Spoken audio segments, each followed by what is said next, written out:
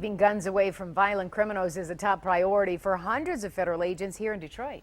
And tonight's 7 Action News investigator Heather Catallo is giving us an inside look at the top secret gun vaults at the Bureau of Alcohol, Tobacco, Firearms, and Explosives. This was a fascinating glimpse inside the ATF's battle against violence and crime in southeast Michigan. The vaults at the Detroit Field Division house the weapons that have been seized during criminal investigations, and we got to see what's normally kept under lock and key.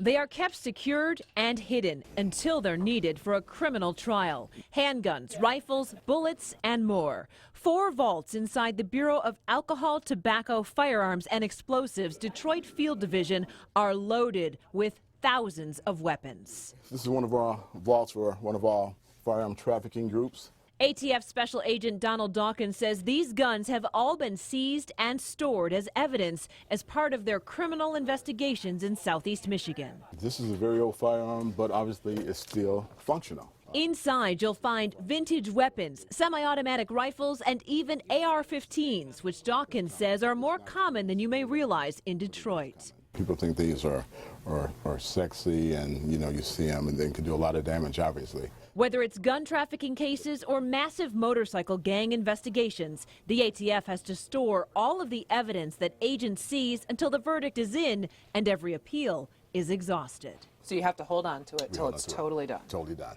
Okay.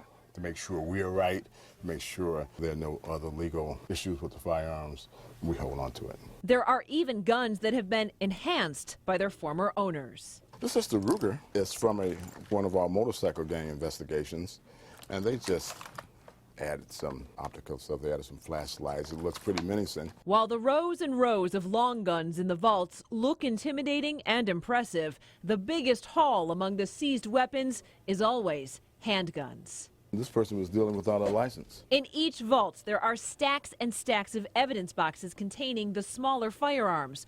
All of these guns have been tracked and analyzed using the ATF's firearms tracing system. That's a database that allows the feds to track where a gun originated and perhaps who it was stolen from before it was used to commit a crime. That's why Dawkins says it's so important for you to tell the police if your firearm has been stolen. They solve a number of crimes. It's very important. It's not a tool to be taken lightly. ATF data shows that in 2012, more than 4,300 firearms were recovered and traced in Michigan, and more than half of those guns were recovered in Detroit. Another tool the ATF urges state and local police departments to use, their NIBIN, or National Integrated Ballistic Information Network. That's the system where ballistics from shootings can be compared against data from guns across the country. It's vital because you might have a firearm, you might have a homicide victim, you may have the firearm, and you may have that particular case solved. But if you get that firearm and trace it, it may lead to another homicide, it may lead to an armed robbery. ATF agents say the tracing and ballistics networks are only as good as the data that's entered into them, and they urge all of their local law enforcement partners to use them as often as they can. I'm Heather Catallo, 7 Action News.